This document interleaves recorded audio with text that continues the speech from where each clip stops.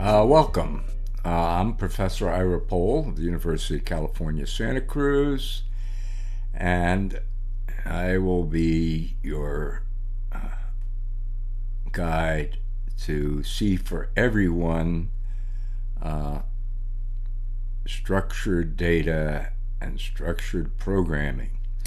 And this builds on the earlier course, See for Everyone Fundamentals. But what do you need to know coming into this class? There's several ways to have gotten here. First off, you might be a little rusty and you previously had studied, like for example from my textbook, a book on C. Roughly speaking, the first 6 chapters are what have been already covered. So coming here, you would have that form of background. Or, as I said more precisely, if you came here from the Coursera course, See for Everyone Fundamentals, you would be exactly where you needed to be. But someone else could get here and they may have picked up programming, and it would have been perfectly okay if they had a basic understanding of Java or Python, as largely a lot of the same elements exist in those languages as exist in the fundamentals of C. Now, of course, you'll have to adjust if you know nothing about C, but you could quickly catch up if you already had done a fair amount of basic programming by just quickly reviewing some of the elements I'm about to mention.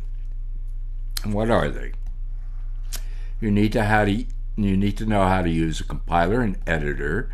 Ones we've been using have been GNU's compiler, C compiler, or VI or Vim as an editor, but there are many other choices. And now when you get to starting in a language, you need to know the language's lexical elements, its basic components. And basic components in C include identifiers, constants, operators, punctuation, keywords, comments. So those are the little pieces that you stick together to get a program. Programs have to operate on something, and they operate on data types. And most programming languages have what are called native types, built-in types. And for example, key ones in the C language are the integer types, int, the floating point or real number types, float and double, and a character type, char. Those are among the central ones you need to know about and were already discussed. Fourth thing you need to know is flow of control. For a program to be interesting, it has to do things like have a compound statement where a whole bunch of actions are clustered as if they are a single action. You could consider that the idea there is like writing a paragraph. There are while and for loops.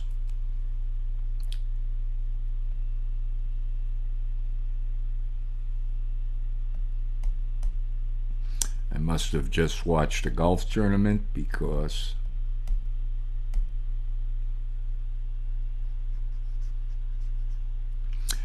we mean for, as in the for statement.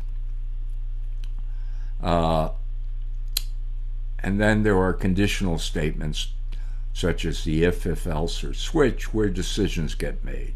Each of these things will influence where in the program you are, where to go next. Finally, the principal organizing concept in C that we've learned are functions. And the one function we always use is main, and main is where a program starts.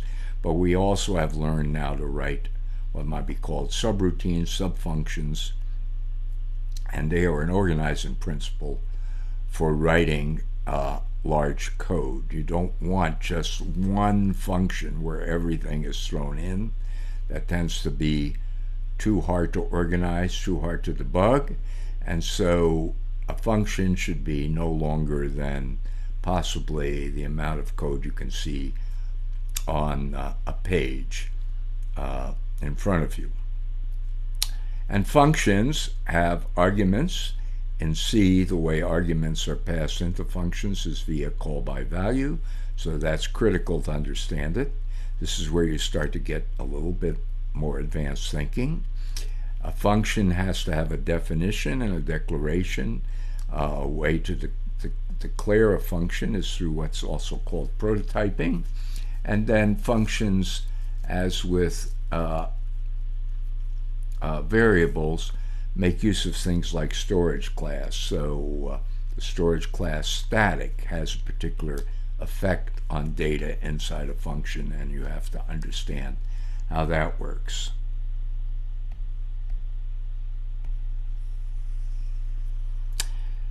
The final topic we covered in the fundamentals course were arrays, pointers, and strings. So the array is a basic way to deal with a large amount of data. And that's what computers are good for. Lots of data having to process. If there's very little data, you might be able to just work out your calculation by hand. But if there are millions of items of data, if you're a big organization, like Social Security, and you have 100 million records and people representing, then you have to do enormous amounts of calculation.